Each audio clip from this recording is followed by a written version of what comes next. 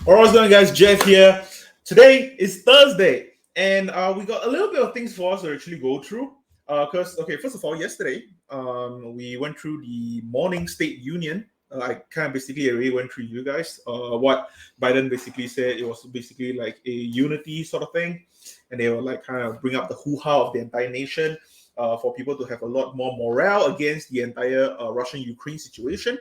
Okay, but afterwards, we had the whole Jerome Powell coming out to Congress, basically going through the things that he wanted to say. So before I actually go on to the Russia-Ukraine update, I'm just gonna give a brief rundown of what actually Jerome Powell said. I actually made three separate notes for the summary of what actually happens, and I'll also show you guys what actually is Jerome Powell actually talking about. All right, so first of all, things that need to be brought up is that Jerome Powell basically confirmed the fact that we are going to be getting a 25 basis point increment. Okay, although I do not want to call it an actual confirmation, it's not going to be 100% confirmation because Jerome Powell did say that he is going to be supporting towards a 25 basis point increment, aka 0.25%. Okay, so do understand that because usually during an FOMC meeting, whatever the chairman says kind of counts. So we do like to imagine that we are in a 80% or 90% possibility of us actually getting 25 basis point increment instead of 50 basis point increment. But of course, like I said before, there is no confirmation. The real actual confirmation will only happen on the 16th of March when Jerome Powell comes out to actually address the nation, talking about the summary and what was actually talked about during the FOMC meeting. Right. So anyway, what Jerome Powell also said afterwards is that he thinks that more increases would more likely to come afterwards. And also, he said that this is more like the beginning of the century, not like after the 2008 financial crisis. So what does that actually imply? All right, so I'm going to bring it up to show you guys what actually happened at the start of the century. So 2000, okay? Over here, you can basically see that the Fed's fund rate were at 5.75%. Okay, and then this is not the important part because we have to see that. Okay, we have to take it as after the whole 9/11 happening. Okay, so right after the 9/11 attack, we went all the way down to about 2%, 1.75% or so. Okay, I would like to say that we are about 1% ish, 1% at about 2003. So you can see that at 2003, the GDP was 2.8%, unemployment 5.7%, inflation 2.3%. So take into consideration, the inflation back then was at 2.3%, unemployment was 5.7%. This is very, very important for us to actually understand. And the Fed's fund rate was at 1%. Right after which, in 2004, the unemployment rate actually went down a little bit and inflation went up a little bit. However, what happened here is where it actually go a little bit bonkers, okay? At 1% rate, basically, low rates push interest-only loans. There's no notable event, but it went up 1.25%. So if you take into consideration, that's 5 rate hikes in the entire year. And this is going to be the case where what Jerome Powell is basically saying, if we actually take into consideration for the entire 04, Jerome Powell said that he is going to be increasing rate similar to what they actually did at the start of the century. So aka the whole 04 continues on. They increased rate by 25 basis point every 7 to 8 weeks. 7 to 8 weeks, which means we are looking at it every 2 months, we are going to have a rate hike. And the rate hike is going to keep on coming. Okay, so over here, you're gonna look over here as well. Okay, 2005. March, we got 2.5. February, we got 2.5. March, we got 2.75. May, we got 3. It kept on going. And there was a total of 17 rate hikes before this completely stopped. Okay? Which is why the thing is that if we actually take into consideration, like in 2011, we did do a 50 basis point increment, but when we do a 50 basis point increment, it actually came with slower 25 basis point increment afterwards, as compared to what we actually got in the 2004. Where 2004, basically, we just got 7 to 8, 7 to 8, 7 to 8, and it kept on coming, 25, 25, 25, 25, 25. Okay? So that's what some people are worried of. And of course, this is where your Morgan Stanley, your JP Morgan, your Credit Suisse, Wells Fargo, all of them basically have been saying, we expect 8 rate hikes, 9 rate hikes, whatever the case may be. Okay, we understand that the rate hikes is most likely going to be coming.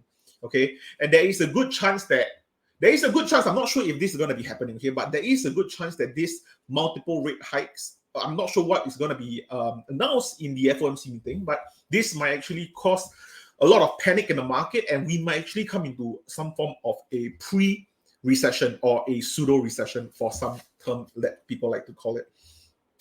So yeah, I think that what this constant increment of the interest rates would basically mean is that, you know, you're going to have a constraint on demand because people are not going to be spending as much money.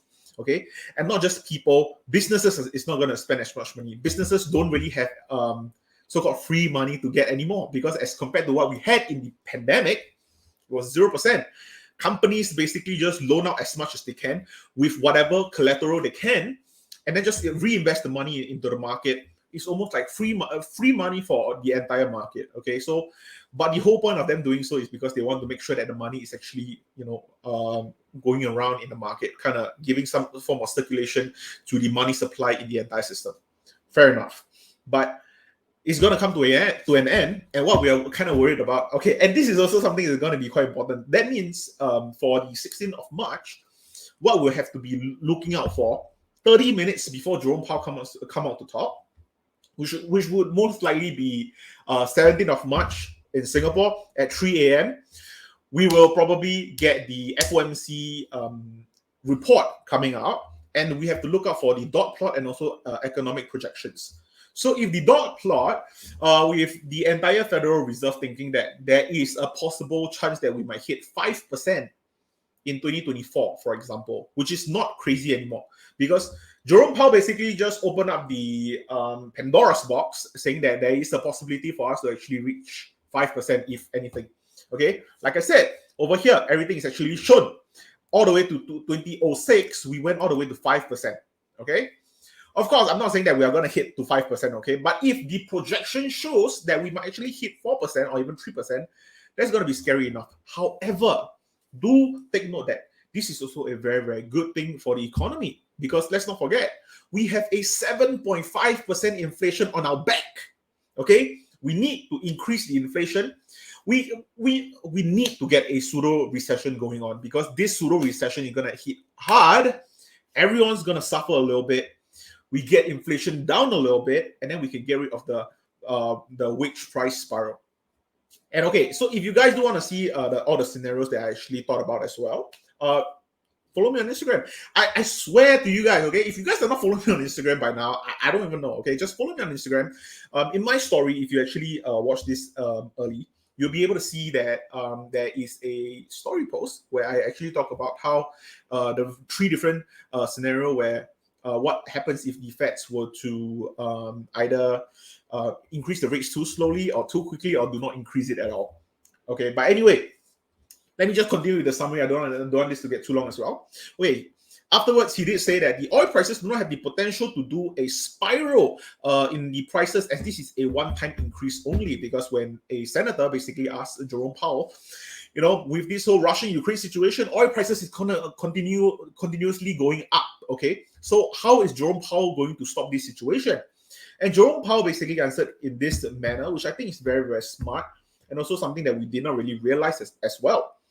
Oil prices will not have the potential to do a spiraling of prices. So for example, right now we know that Brent oil prices, later on you'll see, it went all the way to $115 per barrel. Okay, so maybe in April, when we look at March data, we're going to be saying, oh, okay, the March data, oil prices basically go up by 12%. Correct? That's fair. And then in May, when we look at the April pricing, it is not going to say there's going to be another 10% increase. If anything, it might be a 1% increase, a 2% increase, depending on what happens with the whole Russia-Ukraine situation. Or it can also be a deflationary trend where we see minus 6%, which is very, very possible, because do understand that the current demand for oil is because of the fear that what Russia-Ukraine is going to be stopping the production and the fragging of the oil and natural gases. And that's where the concern is, which is why what Jerome Powell is saying there is that we're not afraid because this is not really a supply chain situation. This is not going to prolong. And even if this prolongs, it is not going to be exponentially added onto it, which I think is a very, very smart point to call out as well. All right, then afterwards, someone actually brought forward the Volcker fear, which is the formal chairman of the Federal Reserve back in the 1970s and 80s, if I'm not mistaken, where people basically, one of the senator basically just questioned Jerome Powell. Okay, like, what do you think about this? Are we actually getting back to the Volcker era where inflation was at 7%, 8% or so? And Jerome Powell basically replied, it's not the case, because the expectation on inflation is currently more anchored as compared to back in the 1970s and 80s, where the expectation for inflation were not really anchored, and they didn't really have the resources that we do in 2022. So I think that kind of makes sense. Of course, we this is also one of my fears as well, because I did want to research on the Volcker's era.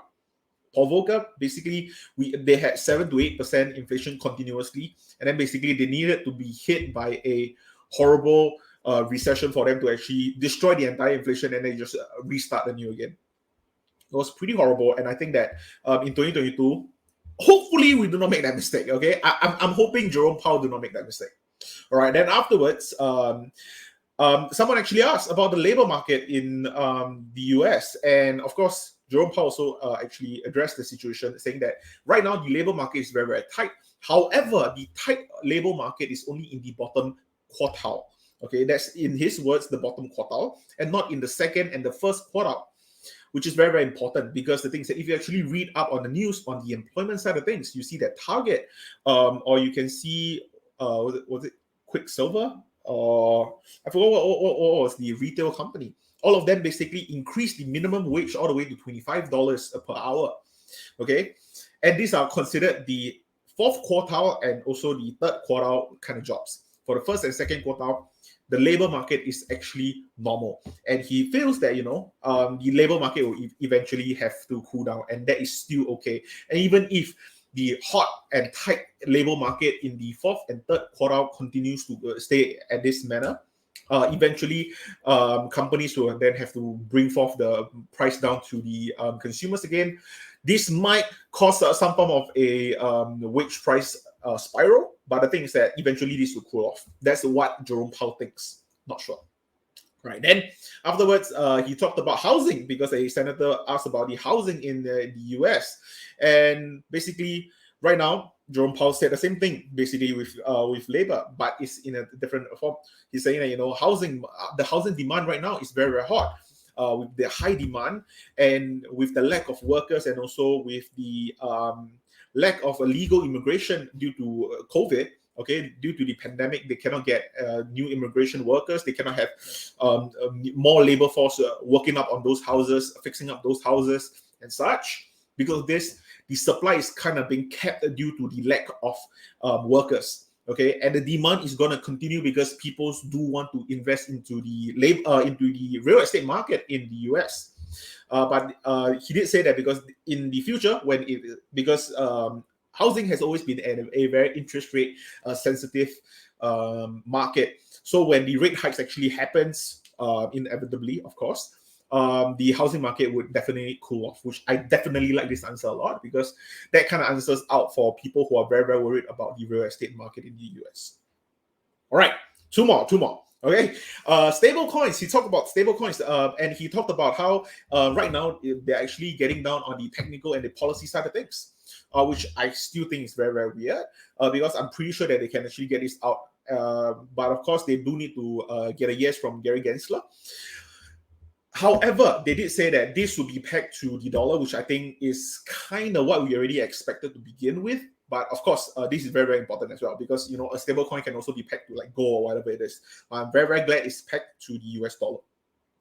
All right, and then last of all, someone actually explained, and someone actually asked Jerome Powell, and asking him that what is he going to be doing about the inflation, because this inflation is going out of control and such. And Jerome Powell basically explained to them, right now, okay, well, that person basically roasted Jerome Powell because of the inflation situation. But anyway, he just said, inflation is a global situation at the moment. Okay, it's a global issue. Okay, and right now, there are 64 countries that have higher inflation than the United States, and because of that, we can understand that this is a global situation. It is not just US is not the one that is doing it correctly or anything. And of course, we do understand that 7.5% interest inflation year over year is quite horrible. But of course, you do have other countries where in the European countries, some of them are actually at the 20% or even 25% and such. So I think Jerome Powell basically answered a lot of questions very, very well. And I think because of that, I actually also posted a story explaining the moment I heard about the 25 basis point, I immediately posted a story because I thought that was immediately what the stocks market wanted to listen to. We wanted to hear the 25 basis point. All right. Anyway, I'm going to now move on. Gosh. Okay, I'm finally going to move on to this. Okay, I'm just going to let you guys see a little bit of what basically happened. Okay, you can see in Volcker was 70, late 70s, if I'm not mistaken. Okay, yeah. So during Volcker's time, we went all the way to like 14, 12%, 15%, 20%. Yeah, it went all the way to 20%. And then afterwards, you finally see a recession happening. And then the recession ended in July. And then they kind of had a little bit of cooling off. And then afterwards, immediately after, inflation just continued to went back up again. Okay? Volcker raised rates again. And then the recession began again right afterwards. And then you start to see that inflation start to go down during an inflation, because that's kind of how inflation kind of work. Okay? And then eventually you see that kind of go down, and then eventually they just continue to raise rates in order for them to fight inflation, that sort of thing. But anyway, enough of this. All right, let's cover some news today. Gosh. Okay, let's go through the Russia-Ukrainian situation. Okay, sanctions began to weigh on Russia's bank. Okay, we already understand that. Same thing as yesterday. We're just going to go through some of them. 1 million people have fled Ukraine since Russian invasion. Russia's stock market stay closed for a fourth day. Okay, this is quite crazy. Okay, so right now, basically, people who are in Russia, you have to understand that what the entire world is doing to Russia right now is that they are sanctioning not only Russia, they're also sanctioning Russian people, the businessmen in Russia, the sportsmen in Russia. They're basically cuffing all these Russian people, because then they will project their hate towards Putin and kind of like protest for Putin to stop. I'm not sure how good that's going to work out. But imagine this, okay, having the stocks market closed for a fourth day in Russia, and Russia is not even the one in trouble. Russia is not even the one under the invasion. Ukraine is the one under the invasion. But the Russian stock market basically is being closed because with all the sanctions slapping it in, and the Russian government do not want people to suddenly just take out all their money. So I think this is a good thing for them. But the moment the stock market do open per se, you're going to see huge movement, and that's going to be crazy. Okay, this is going to be on the crypto level kind of rug pull, and that's why it is very, very concerning for people who are in the Russian market. I don't think I know anyone who's in the Russian market, but just be wary. Okay, Mercedes-Benz to halt exports to Russia. I think this is the same thing alongside with what the tech people are doing as well. Same thing, they just do not want to be associated with Russia. That's one thing. And another thing is because they do not want to hold on to any sort of ruble or hold on to any sort of currency that's not going to be holding on for the short term. Because imagine holding on to ruble now is a depreciating asset, to say the least. So fair enough. Russia credit ratings cut to junk by Moody's and Fitch. I think they were already, the credit rating has already been cut to junk by a lot of the analysts itself. So Russian, Belarusian athletes banned from Winter Paralympics after IPC turn. Like I said, all the sports people as well, they are all stopping this entire situation. UAE say Ukrainian remain eligible for visa on arrival. Okay, I mean, UAE is basically just opening up themselves for Ukraine to enter. London Stock Exchange shuts down trading of Russia securities. Same thing. This is, I would imagine, this is a level of a sanctions, according to from the UK side of things. They just want to make sure that this is going to further cripple the people who are holding on to Russian assets, and this will make, and most likely it's going to be Russian people anyway, and they want to make sure that they cannot have any sort of inflows to all those Russian pockets. That way that the government is really being crippled at this period of time. So, fair. SocGen prepared to absorb shock of being stripped of its Russian business. I'm pretty sure this is a bank, isn't it? SocGen. Yeah. Okay. Yeah. It's It's a French bank. My bad. Yeah. Okay. Same thing. Okay. French and Germany. They have been so closely affiliated with Russia to the point where it kind of makes it hard for them to really get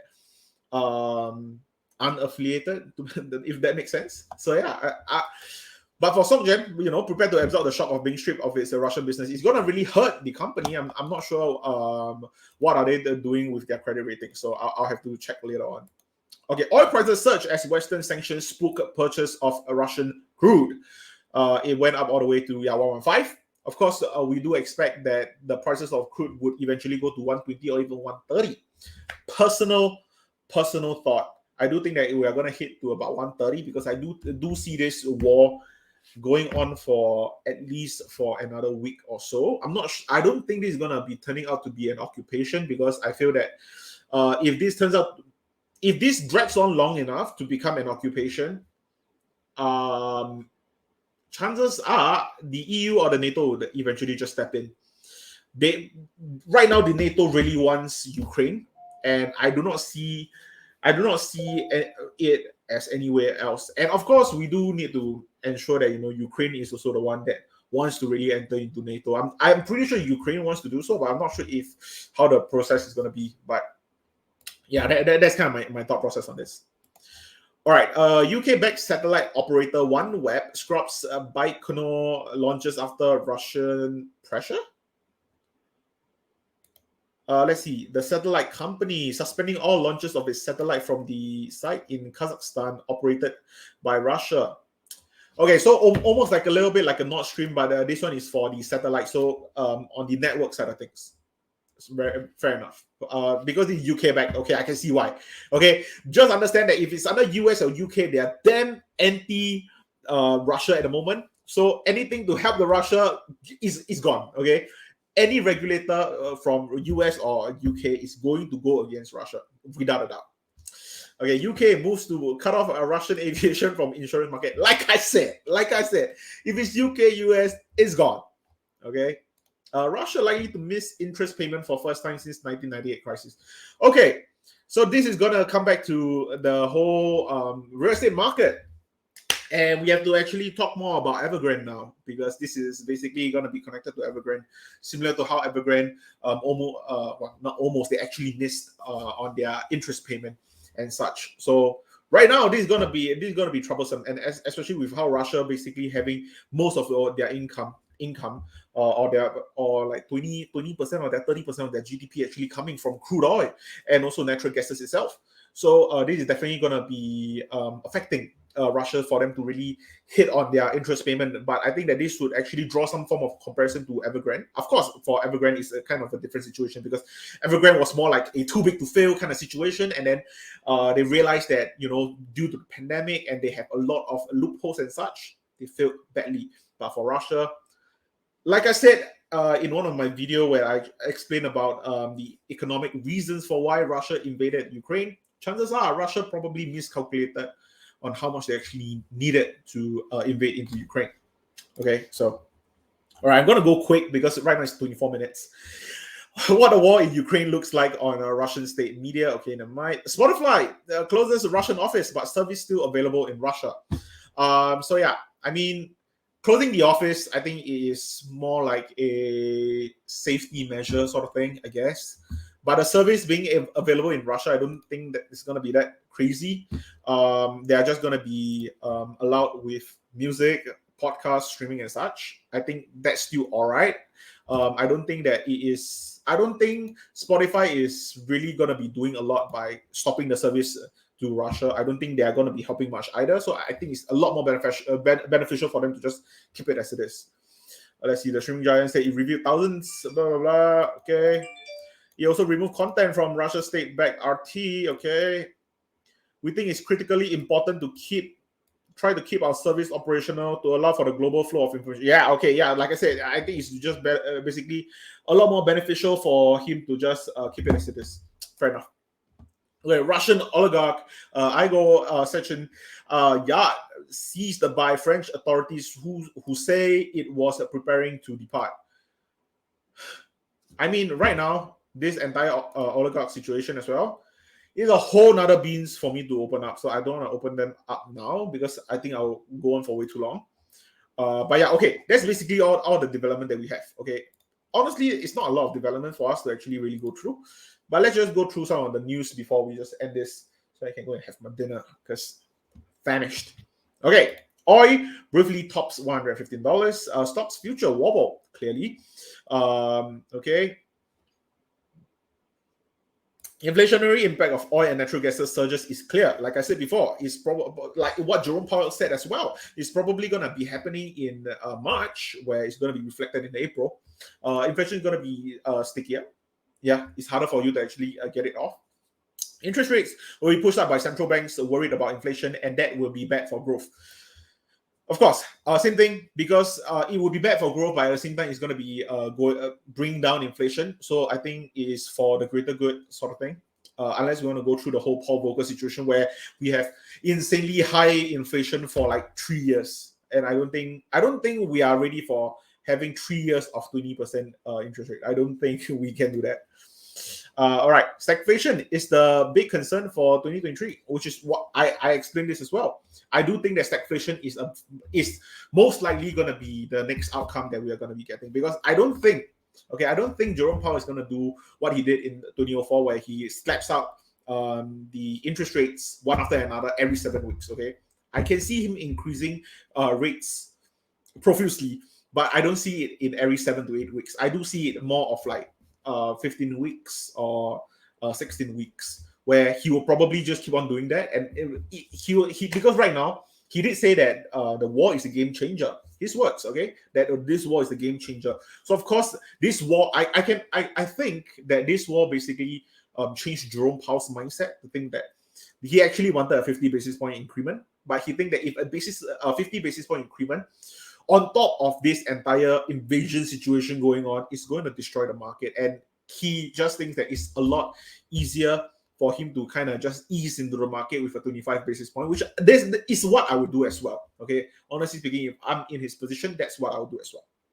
So, but I do think that Jerome Powell will not just rush out with 25 basis point every 7 to 8 weeks, just like what happened in 2004 and 2005. I don't think that's going to be what's happening. I think we are going to have a slightly more of a leeway for us to actually have 25 basis point increment, or even having more of a gap and then having 50 basis point increment instead. Of course, it's going to hurt a lot more every single time it happens. But of course, at every single leeway, it actually helps to bring in more of the real estate market and all the loading and such, so that you are actually opening up more of a time horizon for people to actually get invested and help to grow as a whole nation as well. Okay. So yeah, but stagflation is definitely going to be on my list as well. Okay. The natural gas edged down 5% after surging this week. Okay. Yeah, okay, basically they're just talking about the same thing. Just gas in general. Okay, ruble dropped 13.1% on Thursday against the greenback to 118 rubles to the dollar. Horrible. Okay, yeah, that's all there is. Okay, Fed Powell set to discuss rate rise plans with Senate lawmakers. This one was actually yesterday before it actually happened. Yeah, okay. Was it? Oh no, this was actually today. Let's see. Offered. Yeah, so like what I said before, a quarter percentage point increase. Central bank meeting in 2 weeks amid high inflation. Tight labor market, we explained all this as well. For now, I would say that we will proceed carefully along the lines of that plan. we are going to avoid adding uncertainty to what is already an extraordinarily challenging and uncertain moment. Like I said before, okay, the market is very, very simple. The market is very, very simple. When the market is uncertain, everything goes down. As simple as that. And which is why you could see the market kind of react to what Jerome Powell basically said. The moment Jerome Powell said, yeah, I'm going to be supporting a 25 basis point increment, market just rallied because people like the fact that, oh, okay, I don't even go and think about, oh no, is the FOMC going to be a 25 basis point? Is it going to be a 50 basis point and such? But of course, the market did have a little bit of retraction due to the fact that when he actually explained that he do see more of the start of the century style of rate increase, which kind of scared people a little bit. Because if that's the case, are we looking at a very weird form of pseudo recession? Would that be what Powell would most likely be doing? And that's kind of the concern. All right. While he said it was too soon to say how the war and heavy sanctions imposed on the West against Moscow would influence the US economy, he revealed a general urgency to continue tightening policy. Totally understandable. This have to be done anyway. So let's see. Consumer price in January rose 6.1. Okay, this is strong high inflation, and it's very important that we get on top of it. This is exactly what we're going to do. Okay. Basically why I explained completely throughout. So, okay, TikTok faces a scrutiny in the state attorney's general probe of online harms to children. I don't know. Honestly speaking, I do feel that this is like it does affect children. Okay, don't get me wrong. TikTok, Instagram, Facebook, I don't care. Okay, social media in general is gonna affect children. But it's not just children, it's going to be your adults, your young adults, your old adults, whoever it is, it's going to be affecting everyone's mental health because social media is practically just very toxic place where people just put out content and the highlight reels of their life. Okay.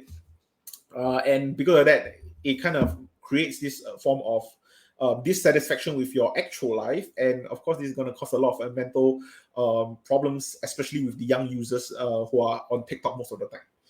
So I can see why people are actually bringing up, this is going to be harm to children and such. I get that, but I feel that it's very hard for you to really stop it. I do think that it's more addictive than drugs, without a doubt. Okay, and without a doubt, social media is more addictive than drugs. However, I don't really see a way where they can actually reform this entire thing, where they can actually cut down the usage of children using social media, unless you are actually getting into a hyper protective environment, which I don't think a lot of countries are willing to go into.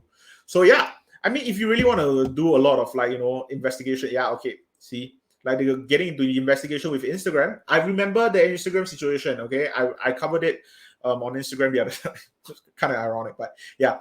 And the expansion is a fast growth TikTok owned by Beijing-based ByteDance, and yeah, it harms the young people. I don't know. I just feel that there's nothing much that they can really do. But of course, because I'm not really in the industry of people who are trying to be anti-social media in that industry, so I cannot really comment. So yeah. All right, let's go to Bloomberg and see if we have anything important. Okay, this Peloton ex-CEO, which is John Foley, I think. Co-founder John Foley, who stepped down from the chief executive officer role last month. So this was when Peloton basically got a little bit rug pulled, and John Foley just kind of stepped down. And then we had new CEO stepping in. John Foley sold about $50 million in stock to MSD Partners, a firm that manages the money for billionaire Michael Dell. Okay, so the sale involved 1.92 million shares. According to the regulatory filing on Wednesday, the MSD Partner is run by Goldman Sachs. Overseas, blah, blah, blah. Exercise some stock option and sell those underlying shares in a private sale to MSD Partners was John's decision based on his own financial planning. Peloton said in a statement, Foley remains an employee and executive chairman of Peloton despite handing over the CEO roles to former Spotify technology SA and Netflix executive Barry McCarthy. Exceptional brand. Yeah, okay. just to give you guys a little bit on the update on Peloton for people who do not already know about Peloton, because Peloton basically got destroyed a lot because when the fact that Peloton actually had a possible buying opportunity getting bought out by a company, be it your Amazon or your Nike or your Lululemon or Adidas or Google, whoever it is, Berkshire Hathaway, whoever who want to buy a Peloton over. The reason why Peloton had that small spike about last month or so, it was due to the fact that because Amazon was in talks with Peloton to buy over Peloton and all stocks purchased. That was supposed to be happening. But then I think McCarthy basically just said, Barry McCarthy just said that the chances of them doing an all stock sale is very, very low. And that kind of just threw the entire buying opportunity out the window. People basically just think that, okay, if that's the case, there's almost no reason for you to really buy Peloton. If anything, I want to short Peloton because Peloton right now have this humongous issue, okay? It's not about a supply chain issue anymore. It's a problem with demand, and this demand is not growing. That's the biggest part about Peloton right now. If you want to buy a Peloton bike, okay, they're not going to give you the whole 10 pages of how supply chain is affecting their entire production line, okay? They're going to give it to you in 2 to 3 weeks. Okay, as compared to you going out to any other brands, be it your cars, your automobiles, the whatever items that needs production line, and it takes time for you to actually create. And they're gonna possibly tell you that we are probably gonna give it to you by 3 to 5 months and such. So for Peloton to tell you, yeah, we'll get you in 3 weeks or 2 weeks. So that's kind of when you really realize that there is a demand issue with the whole company. So yeah, okay, don't get me wrong, they were a hot commodity during the whole pandemic, but yeah, basically, yeah, the sales of Peloton hardware and services slowed. Yeah, so sad for Peloton. Okay, yeah, this was why I explained it. Okay, great, we are done. Okay, that's great. Okay, so anyway, that's all I have for today. I'm not sure if I have anything going on later. I don't have anything going on later as well. So I don't think there's going to be a lot of news for me to catch up on today. But I'll probably be still going through the news and such. But right now it is 8:05. I'm probably going to go and prepare my dinner. And yeah, thank you guys for watching.